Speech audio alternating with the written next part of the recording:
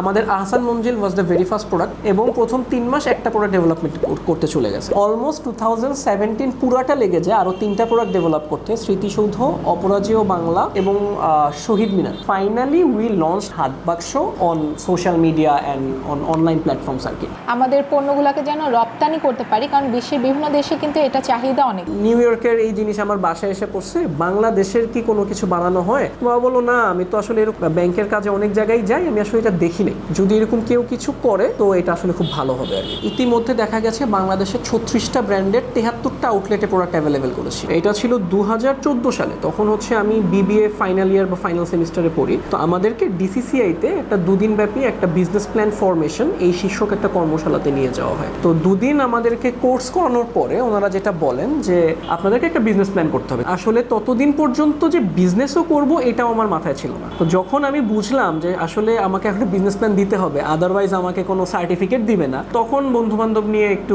ঝাঁপায় পড়লাম যে আচ্ছা একদিন তো দিয়েছে, so let's prepare a business plan. Are very first time I encountered such incident যে আসলে মিনিয়েচার বলেও কিছু আছে। এত বড় স্ট্যাচু অফ লিবার্টি যেটা আমরা টিভিতে দেখি, সেটা এত পিচ্ছি একটা ভার্সন আজকে আমার বাসায়। So I was very much moved. So বাবাকে জিজ্ঞেস করছিলাম যে আচ্ছা বাবা, নিউ ইয়র্কের এই জিনিস আমার বাসায় এসে পড়ছে, বাংলাদেশের কি কোনো কিছু বানানো হয়? আমাদেরও তো সংসদ আছে, আহসান মঞ্জিল আছে। বাবা বলতেছিল, বাবা ব্যাংকে ছিলেন। বাবা বললো না, আমি তো আসলে এরকম, আমি তো ব্যাংকের কাজে অনেক জায়গায় যাই, আমি আসলে এটা দেখি নাই, যদি এরকম কেউ কিছু করে তো এটা আসলে খুব ভালো হবে আর কি। সো ফাস্ট ফরওয়ার্ড, এখন আমি অবশ্যই বলবো না 2002 সালে আমার এইসব বাসার মাথায় কনসেপ্ট আসছে। এটা হচ্ছে আমি অনেকটা অ্যাক্সিডেন্টাল এন্টারপ্রেনার। তো যখন ওই ডিসিসিআইতে আমাকে বলা হলো যে বিজনেস প্ল্যান দাও, তো তখন আমি ভাবলাম যে আচ্ছা এরকম খেলার ছলে যে কনসেপ্টটা আমি নিয়ে এসেছি ওইটাকে আমি একটু ফরমেশনে ফেলি, দেখি কি হয়। ওই আইডিয়াটাই আমরা চিন্তা করলাম যে ডিসিসিআই এর প্রেজেন্টেশন হিসেবে দিয়ে দিই। So after my presentation we got a standing ovation. আমাদের Ahsan Manzil was the very first product এবং প্রথম 3 মাস একটা প্রোডাক্ট ডেভেলপমেন্ট করতে চলে গেছে। 2016 শেষ, আমাদের হাতে 2টা প্রোডাক্ট, যা কিছু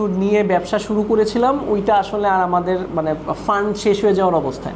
দেন অলমোস্ট 2017 পুরাটা লেগে যায় আরো 3টা প্রোডাক্ট ডেভেলপ করতে, স্মৃতিসৌধ, অপরাজেয় বাংলা এবং Shaheed Minar. Finally we launch Haat Baksho on social media and on online platforms আর কি। বিজনেসের স্টুডেন্ট হয়েও যেটা আমার আসলে খুবই দুঃখ লাগে এখন, প্রোডাক্ট লাইফ সাইকেল যে আসলে এক্সিস্ট করে এটা আসলে তখন মাথায় আসে নাই। সো দেখা যায় 3-4 মাস যাওয়ার পরে আমার ওই প্রোডাক্টটা আর মানুষজন রিচ নিচ্ছিল না, অনলাইনের বাইরে আরো কোনো আমরা মার্কেট পাচ্ছিলাম, দুইটাই আমাদের জন্য চ্যালেঞ্জ হয়ে যায়। So that was the time that we actually went on loss, যেখানে হাত বাক্স এখন ধরেন আলহামদুলিল্লাহ দারুণভাবে প্রফিটেবল এবং হাত বাক্সর হিউজ এক্সপেনশন হয়েছে আমাদের, কিন্তু that was a huge setback time for us. এই সময় যেটা হয়, লাকিলি আমাদের একটা কাজ হয় আর কি, সেটা হচ্ছে জুয়েল ভাই উনি আসলে ক্রিয়েটিভ হেড, কিন্তু উনি যখন দেখতেছিলেন যে আসলে আমাদের প্রোডাক্টগুলো কোথাও সেল করতে পারছিলাম না, উনি তখন একটা এজেন্সিতেই ছিলেন। তো উনি আমাদের প্রোডাক্টগুলো বিভিন্ন অফিসে মিটিংয়ের জন্য গেলে 1-2টা করে গিফট দিয়ে আসতেন আর কি। সো জুয়েল ভাইয়ের ওই একটা স্যাম্পল কাজে লেগে যায়। একটা ফার্মাসিউটিক্যাল কোম্পানিজ আসে,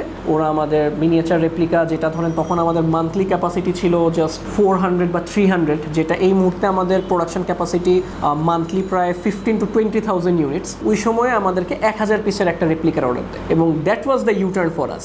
এবং এরপরে ওইখান থেকে যা প্রফিট আসে, যে ব্যালেন্সটা আসে, কোম্পানিকে আরও 6 মাস রান করার মতো আমরা টাকা একটা পেয়ে যাই আর কি। এরপর 2019 আমরা যখন বুঝে গেলাম যে হ্যাঁ, কোথায় গেলে আমি কর্পোরেট অর্ডার পাবো, অনলাইনে কোন প্রোডাক্ট ডেভেলপ করলে আমি অনলাইন অর্ডার পাবো, এই 2টা ফর্মুলা মিলে আমরা কাজ করা শুরু করি। আমরা কিছু রিলেভেন্ট ব্র্যান্ডের সাথে কথা বললাম, ফ্যাশন ব্র্যান্ড। সর্বপ্রথম আমাদের পাশে এসে দাঁড়িয়েছিল বিশ্বরং, পরবর্তীতে কে ক্রাফট, বাংলার মেলা, অন জোনস এবং সুপার শপগুলো, স্বপ্ন, ইউনিমার্ট, এইসব জায়গাতে আমরা প্রস্তাব রাখা শুরু করি। সো ওইটাকে আমরা বলি শপিং শপ বা কোলাবোরেশন। এই জিনিসটা আমাদেরকে খুব ভালোভাবে হেল্প করে এবং যার ফলশ্রুতিতে আমরা এনসিসি ব্যাংকে একটা বিশাল অর্ডার পাই, সাইমন থেকে পাই, ঢাকা মেট্রোপলিটন পুলিশের জন্য আমরা কাস্টমাইজ কাজ করি এবং ওইখান থেকে আমাদের আবার টার্ন অ্যারাউন্ড হয়, যেটা আলহামদুলিল্লাহ এখন পর্যন্ত আমরা ধরে রাখতে। যদি হাত বাক্সর গ্রোথটা বলি, একটা এমপ্লয়ি থেকে অলমোস্ট 70+ এমপ্লয়ি। আমরা যখন ব্যবসা শুরু করেছিলাম আমাদের 600 স্কোয়ার ফিটের একটা অফিস ছিল, সেখানে আজকে আমাদের মোর দেন 4 অফিস অ্যান্ড ফ্যাক্টরি।